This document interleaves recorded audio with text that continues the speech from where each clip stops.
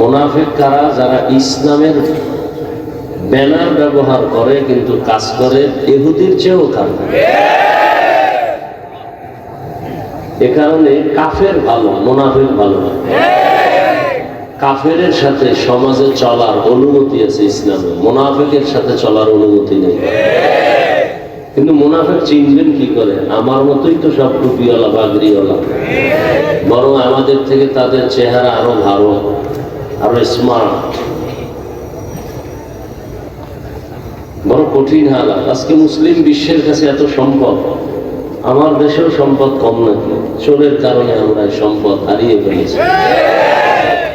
Saudi আরব, Lebanon, Kuwait, কাতার, Iraq, এরপরে মিশর, সব মুসলমান এক হয়ে গেল। আমেরিকা কেন, রাশিয়া কেন? কোন বেঈমানের চোখ উঠায় তাকাবারও তো সুযোগ নেই।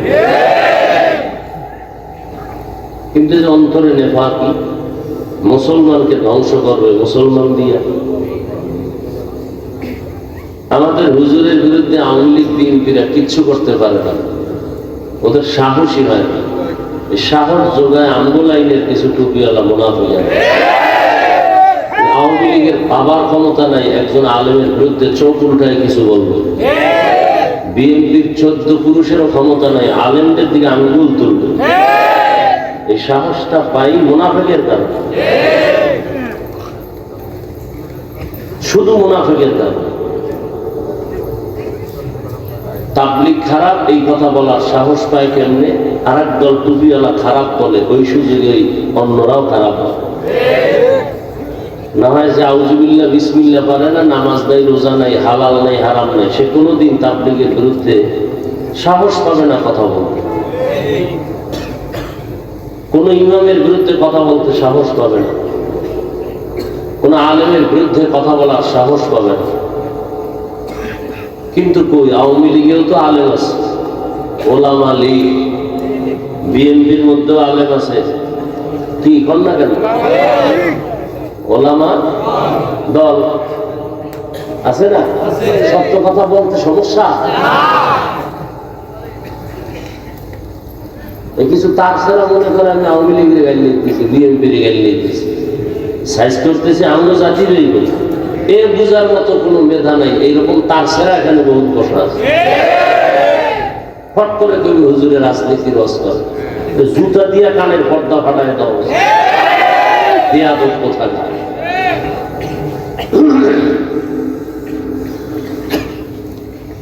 আওয়ামী লীগ করে এরকম আলেম নাই? বিএনপির মধ্যে আলেম নাই? এরা কি ইসলামের জন্য ওই দল করে না ক্ষমতার টাকার জন্য? এজন্য ১৫০০ বছর আগে রাসূল বলে গেছেন, আলেম দেখলেই দৌড় দিও না। খবরদার, আলেম দুই ধরনের। দুনিয়াতে সব থেকে ভালো হবে একদল আলেম, আর সব থেকে খারাপ হবে একদল আলেম। আমাদের লাইনে খারাপ বক্তা নাই, নামাজও পড়ে না, বয়ান করে তাকওয়া, গাড়িতে উঠে টুপি খুলে মোবাইলে ফেসবুকে মেরাজ করে, জিয়ারত করে। নাই? হাদিয়া না পাইলে লাইক দেয়, আছে না? নাই? এই আমার সাথে বেদবি করছে, আপনারা কোথায় আছেন দেখেন, নাইলে কমিটি সব রাতে ঘুমে মরে যাবে। লাইক দেয়। আর আমি লাইভ কি জিনিস বুঝি না। এই যে মোবাইলে বই আছে সব ফেরেশতা।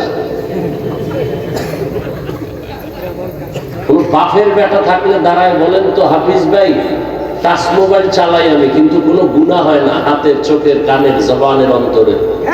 আপনার কপালে চুমা খাবো বলেন তো? এবার বুঝেন তাহলে আপনাদের চরিত্র বেশি সুবিধা নেই। যারা টাচ মোবাইল চালায় এদের চরিত্র বেশি। সত্য কথা বলতে টেনশন করেন যদি থাকে তারা। আমি স্টেজ থেকে নিচে এসে আপনার কপালে চুমা খাবো যে আপনি টাচ মোবাইল চালান কিন্তু গুনাহ করেন না। কত চরিত্রহীন আছে টাচ মোবাইলের মধ্যে লক নাম্বার দিয়ে রাখছে, বউকে জানায় না। এই স্বামী নিঃসন্দেহে চরিত্রহীন, নিঃসন্দেহে চরিত্রহীন। ওর চরিত্র ভালো না, না হয় ওর মোবাইলের পাসওয়ার্ড বউ জানবে না কেন? কথা বলেন না, ওটা কুলাঙ্গার, স্বামী নামের কলঙ্ক, চরিত্রহীন।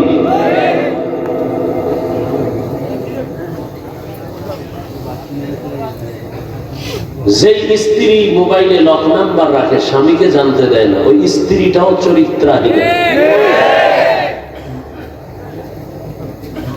আল্লাহ হেদায়েত দান করুন। বসছেন বেহেশতের বাগানে, মোবাইলটা লইয়া করতেছেন কবিরা গুলা, বাহ শান কপাল। হ্যাঁ, বসছেন বেহেশতের বাগানে। কেমন বাগান? রসুল বলেন বসার সাথে সাথে সব গুনাহ মাফ। কিন্তু সান কভাইলারা মোবাইল নিয়ে ছবি উঠায়, করতেছে কবিরা গুনাহ, কবিরা গুনাহ, কবিরা গুনাহ। যারা মোবাইল নিয়ে ছবি তুলতেছে, পৃথিবীর কোন মুফতি সাহেবের বাবার ক্ষমতা নাই এই ছবি উঠানো হালাল বলার কোন সাহস আছে? স্পষ্টই ছবি তোলা হারাম, হাজার কোটিবার কবিরা গুনাহ হারাম।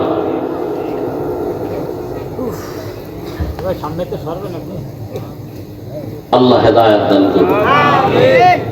কিছু চালাক আছে, চালাক, অতি চালাক, শুধু চালাক না। কি চালাক? চালাক ভালো, অতি চালাক, অতি চালাকের আর এক নাম বেয়াদব। চালাক ভালো, কি ভালো না? অতি চালাকের আর এক নাম কি? বেয়াদব। এরা বলবে হাফিজ ভাই এত জোরে ফতুয়া দিলেন, এই যে এতগুলো ক্যামেরা বয়ে রয়েছে, এরকম কিছু বল না। ও মনে করছে আমি বলো, আমি প্রশ্নের উত্তর না যাই না বয়ানে বসছি। আল্লাহ হেদায়েত দান করুন। সংসার ধ্বংস হয়ে গেল মোবাইল। সন্তান মা বাবাকে জবাই করে, পেছনে কাজ করে মোবাইল। মা বাবা সন্তানকে হত্যা করে, ভাই ভাইকে জবাই করে, সহযোগিতায় কাজ করে কি? মোবাইল। ছাত্রদের লেখাপড়া ধ্বংস, কি কারণে? মোবাইল। চরিত্র শেষ, শারীরিক দুর্বলতা দিন দিন, হার্ট দুর্বল, চোখের পাওয়ার দুর্বল, কিডনি দুর্বল। কিসের কারণে? অথচ ডাক্তার দেখায় আমার কিডনি যেন নষ্ট না হয়, চোখ যেন নষ্ট না হয়, অথচ অনায়াসে আমাদের পুরো বডি নষ্ট হয়ে যাইতেছে। কিসের কারণে? এই খবরও নাই, অনেকে বিশ্বাসও করে না। কি বলেন আপনি? আমি হুজুর হয়ে বলছি তো এই জন্য কানে ঢুকে না। গুগলে সার্চ দাও যুবকেরা, বাসায় গিয়ে টাচ মোবাইল দেখলে শরীরের অঙ্গের কি কি ক্ষতি হয় সব বেরিয়ে আসবে। চিকিৎসা বিজ্ঞানী সব ওপেন থিওরি দিয়ে রাখছে যে কি কি অঙ্গের ক্ষতি হয়, চোখের কি ক্ষতি হয়, কানের কি ক্ষতি হয়, ব্রেনের কি ক্ষতি হয়। এই যে মোবাইল মাথার পাশে রাখে রাত্রে অনেকে ঘুমায়, মোবাইল ব্রাস্ট হয়ে যায়, মোবাইল ব্রাস্টে আগুন লেগে মাথা নষ্ট। কারণ এটার মধ্যে একটা ম্যাগনেট আছে। এই যে বাড়ির ছাদের উপরে টাওয়ার লাগায় মোবাইলে, আছে না? দেখবেন যত ঠাড়া পড়ে বিজলি সব ওই টাওয়ারে টানে।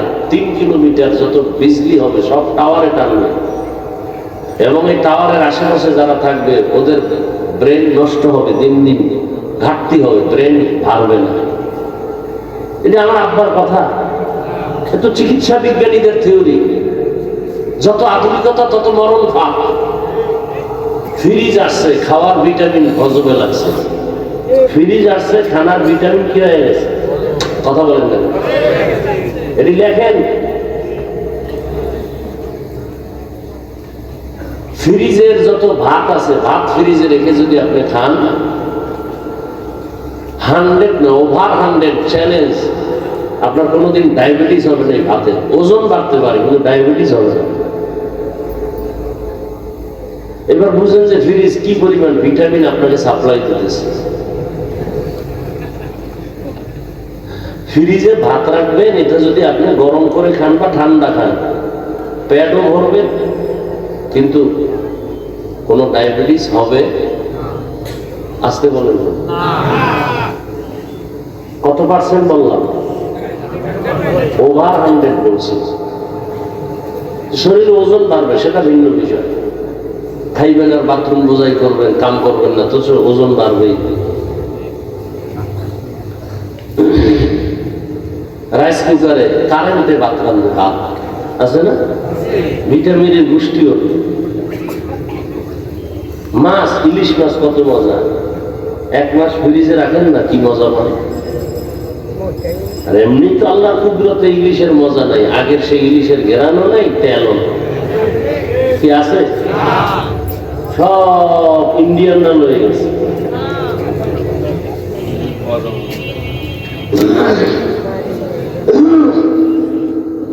পহেলা বৈশাখ খাবেন না এই গজবের ইলিশ আর পান্তা ভাত। আমি তো ইলিশ আর পান্তা ভাত খাই মাঝে মাঝে। ইলিশ পান্তার মজা আছে, অনেক মজা। বাকি পহেলা বৈশাখী খাইতে হবে এটা গুনাহ, এটা কি গুনাহ। খুব বিষ বিষ লাগতেছে অন্তরে, না জ্বলতেছে মনে হয় কিছু দিন। জ্বলবে না, আকাম করবেন তো, আমি বললে তো একটু জ্বলবেই। আপনি আকাম করেন একটু দোষ নাই, আমি বলি কেন এটা দোষ না। মরাটারে মারো কেন, লড়ে কেন। অন্তর এত নষ্ট হয়ে গেছে, ভালো কথা শুনতেও চায় না। চোখের চশমার আয়না কালো, এসে প্যান্ডেলে কয় বাতি কালো কেন, কেয়ামত আসলো নাকি। বলে তোর চোখের উপরে কেয়ামত আসছে, মাঠে আসেনি। সমস্যা বাতির না চোখের? চোখে। তাবলীগ ভালো, পীর মুরিদি ভালো, কওমি মাদ্রাসা ভালো, আলেম ওলামা ভালো, যারা ভালো বলে না এদের অন্তর খারাপ।